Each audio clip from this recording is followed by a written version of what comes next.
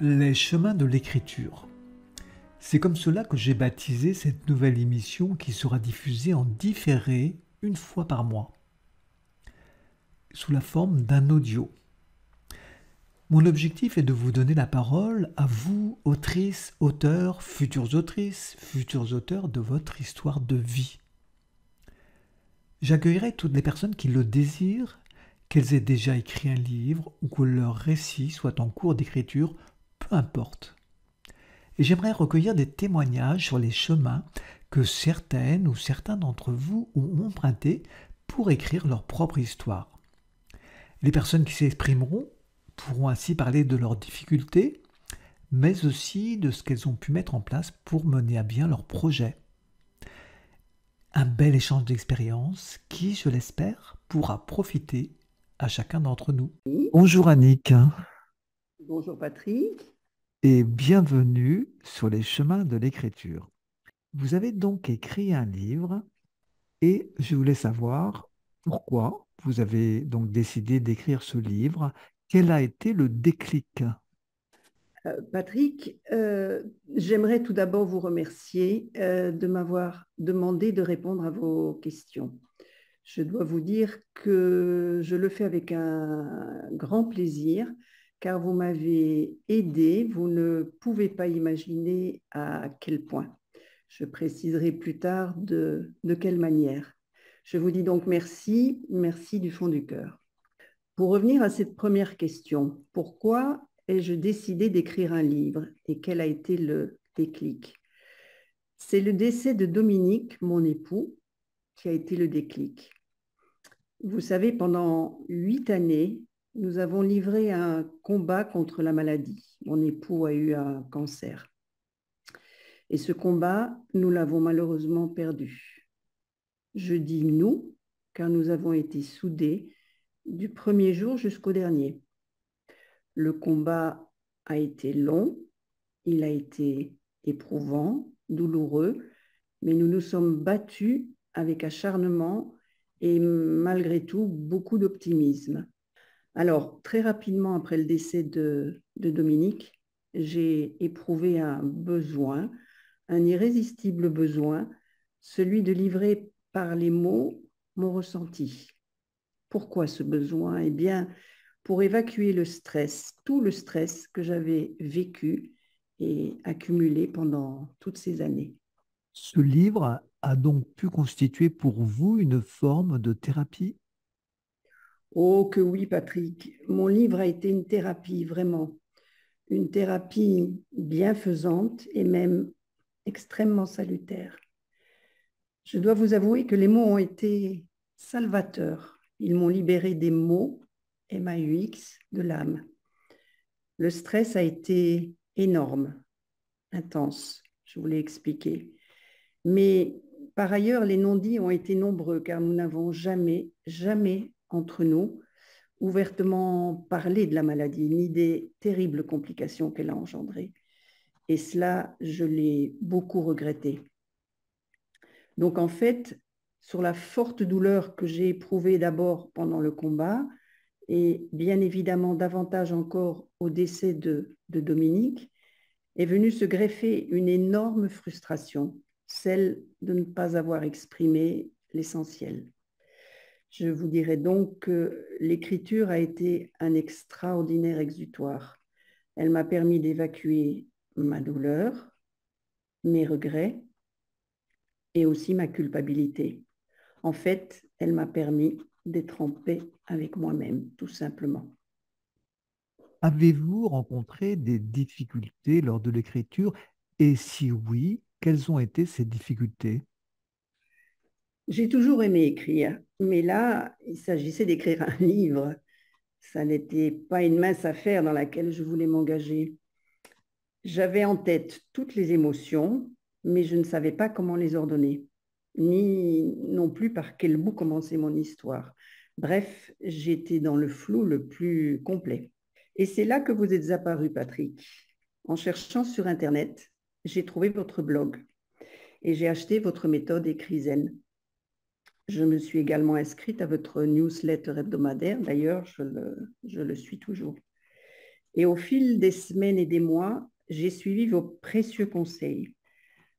D'abord sur le plan de l'organisation même du travail, se trouver un endroit confortable pour écrire, se ménager des plages horaires, être régulier. Et ensuite sur le plan de l'écriture proprement dite, faire une synthèse avant de commencer, se poser les bonnes questions. J'ai lu aussi vos conseils sur le style, la ponctuation, les dialogues et bien d'autres choses encore. Plus tard, lorsque je pensais que mon récit était terminé, vous avez accepté de le parcourir et vous l'avez trouvé, je vais reprendre vos termes, vous l'aviez trouvé assez médical et vous m'aviez suggéré de mettre en scène mon époux dans la vie de tous les jours. J'ai repris mon texte, je l'ai relu et j'ai de suite constaté que vous aviez entièrement raison. Et je me suis remise au travail en intercalant dans mon histoire des petits chapitres plus légers, drôles pour la plupart, enfin, du moins je l'espère, qui viennent alléger mon récit. Et je termine cette question, ou plutôt ma réponse, en précisant que vous m'avez ensuite encouragé à publier mon livre et que vous m'avez renseigné Librinova, une maison d'auto-édition grâce à laquelle j'ai été publiée. Est-ce que vous avez été satisfaite justement de Librinova? Oui, oui, oui, j'ai été satisfaite de Librinova. C'est une jeune équipe dynamique, à l'écoute. Ils sont très, très réactifs. Et oui, je pense qu'on a fait du bon travail ensemble. D'accord. Et justement, je voulais vous demander quel était le titre de votre livre Mon livre s'appelle Ça aurait pu, un message, un témoignage d'amour. si vos lecteurs devaient retenir un ou plusieurs messages, quels seraient-ils? Alors, il y en a plusieurs. Ce livre, pour moi, c'est avant tout un message d'amour. D'ailleurs, témoignage d'amour, j'ai voulu le mettre dans le titre. Ce message est avant tout adressé à Dominique. D'ailleurs, tout au long du récit, je m'adresse à lui. Je parle de tu. Je n'aurais pas pu l'écrire autrement, ce récit. Et je lui parle comme s'il était encore là, à mes côtés. J'avais vraiment besoin de ça. Tout ce que je ne lui ai pas dit de son vivant, je l'exprime au travers de mon livre. Et je vous dirais que j'ai eu du mal à lâcher mon récit, à mettre le point final, parce que l'écriture, pour moi, c'était devenu mon rendez-vous régulier avec Dominique. Ensuite, c'est un message d'amour qui est adressé à mes enfants et à mes petits-enfants. J'ai voulu leur expliquer combien leur père et leur grand-père a été courageux, leur dire qu'il a tout enduré sans jamais se plaindre, qu'il est resté positif et qu'il a voulu profiter de la vie jusqu'au bout. Et en racontant des scènes de notre vie quotidienne, parce que tout s'est entremêlé, notre combat et notre vie de tous les jours, j'ai voulu leur dire aussi que nous avons été très, mais vraiment très heureux ensemble. Mais ce livre, pour moi, est également un témoignage, le témoignage de tout ce que nous avons vécu en milieu hospitalier. Il y a la vie qui s'est organisée à l'hôpital parce que Dominique y a fait de nombreux séjours et il y a eu les échanges avec les médecins. Et comment vous dire, tout cela a généré des sentiments, une foule de sentiments contradictoires parce que pour moi, ça a été à la fois la conviction intime d'être pris en charge par les meilleurs spécialistes, mais en même temps, le sentiment très net d'évoluer dans un monde froid et complètement impersonnel. Alors que forcément, avec tout ce qu'on vivait, les émotions, elles étaient à fleur de peau. Et il n'y avait pas de place à l'hôpital pour les émotions. Moi, j'aimerais que cela change. Et si notre expérience pouvait un tant soit peu réduire la distance entre les médecins d'un côté et les patients et leurs familles de l'autre, rapprocher ces deux mondes que tout oppose et instiller un peu d'humanité en milieu hospitalier, je pense que j'aurais gagné une petite victoire. Quelle fut votre réaction lorsque vous avez tenu votre livre entre les mains pour la première fois et que vous avez vu le nom de l'autrice, autrement dit votre nom? J'ai été très émue et pour tout vous dire, j'ai même pleuré. Non pas en voyant mon nom sur la couverture, mais plutôt en réalisant que j'étais allée au bout du chemin que je m'étais fixé. J'avais fait une promesse à Dominique, non pas de son vivant, mais après son décès, et je l'ai tenue. Ce livre est bien sûr pour moi rempli d'émotions, et je pense que je ne pouvais pas réagir autrement. Après, évidemment, ça fait toujours plaisir de voir son nom sur la couverture, mais pour moi, ça n'était pas le plus important. En plus, je l'ai entre les mains puisque vous avez eu la gentillesse de me l'envoyer et c'est un très beau livre. Il y a beaucoup de, Merci. voilà, Merci. beaucoup de pages. Comment votre livre a-t-il été reçu dans votre entourage proche? Patrick, je ne vais pas ici vous livrer le ressenti de mes fils. J'estime que c'est beaucoup trop intime. Euh, Tout ce que je peux vous dire, c'est que leur ressenti est fort et qui m'a permis de réaliser l'amour que mes fils éprouvent pour leur père. Quant à mes petits-enfants, ils sont pour la plupart trop jeunes.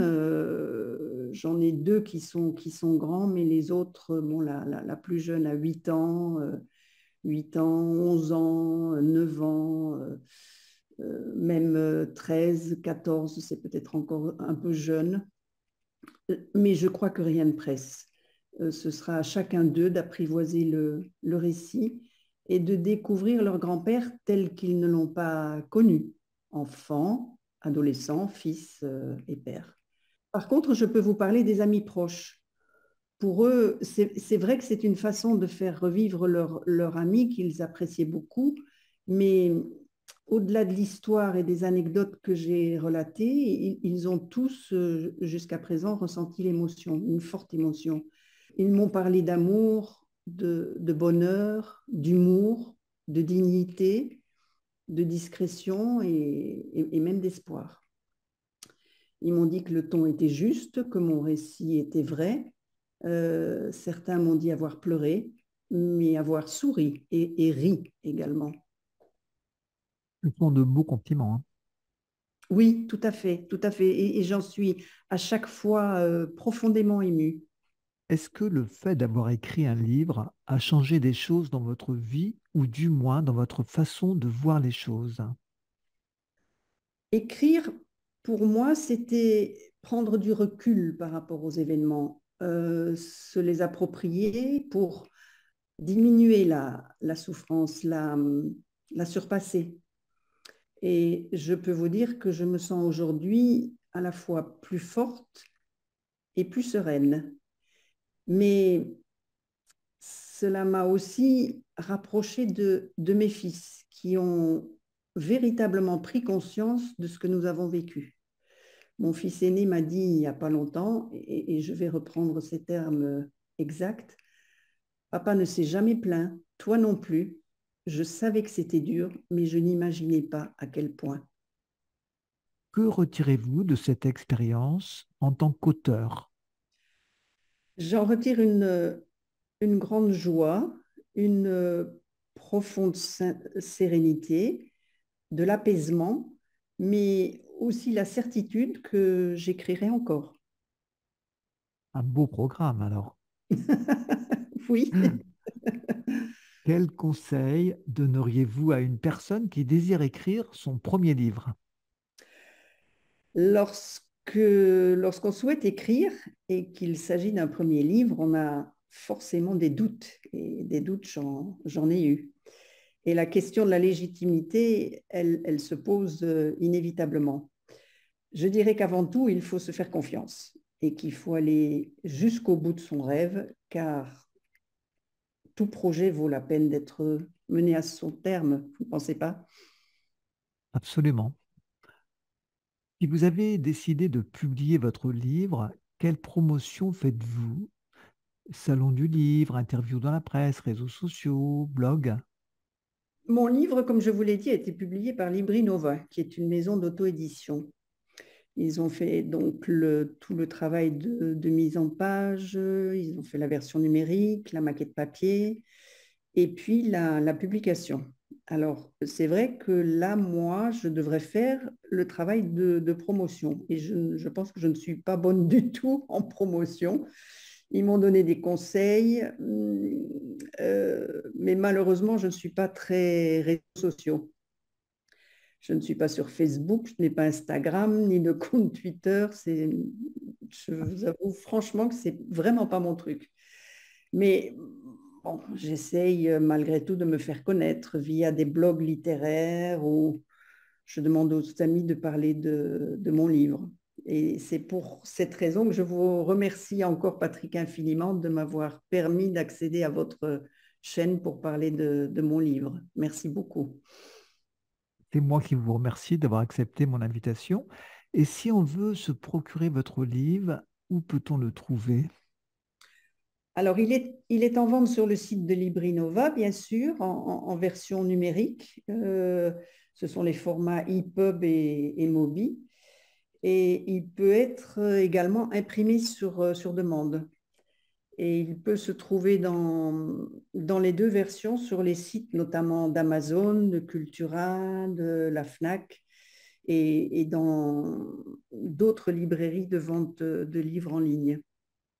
Je précise aussi, parce qu'il a un numéro donc ISBN, que dans n'importe quelle librairie, il suffit de donner le titre de votre livre et le nom de l'auteur pour pouvoir vous le commander ou le commander à Librinova, hein. Oui, tout à fait. Alors, ils ont adressé le livre à 5000 librairies en France. Ils m'ont envoyé la liste, j'ai toute la liste des librairies. Et les deux versions de mon livre sont également sur une plateforme sur leur site à laquelle a accès une centaine d'éditeurs. Très bien, mais écoutez, en tout cas, je laisserai donc des liens donc à la suite de cette interview. J'ai une dernière question. Je Étant vous en donné que prie. vous avez pris goût à l'écriture, Oui. est-ce que c'est indiscret de vous demander le prochain sujet de votre livre? Eh bien, ce ne sera plus autobiographique. J'ai envie de partir dans la fiction. Voilà, j'ai envie de Alors, partir dans la fiction. Et voilà, j'ai envie de traiter la relation entre une grand-mère et sa petite fille. très bien, mais écoutez, on l'attend avec impatience et je vous inviterai à nouveau lorsque vous me direz, ça y est, c'est terminé, j'ai écrit mon livre. Oui. En tout cas, merci beaucoup d'avoir répondu à mon invitation Encore un et grand merci, Patrick. C'est moi qui dois vous remercier. c'est moi qui vous remercie. Je vous dis à très bientôt, Annick.